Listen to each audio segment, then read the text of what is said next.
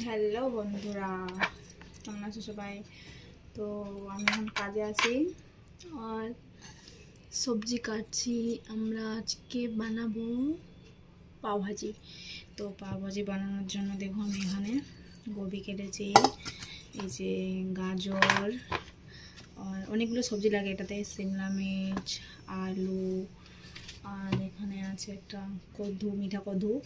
তো এগুলো সব কিছু আমরা কাটাকুটি করবো, একটু বড় বড় করে কেটে নেব।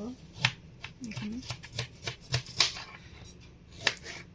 এগুলো কেটে নিতে হবে বড় বড় করে, কেটে কুকারের মধ্যে সিটি লাগাবো।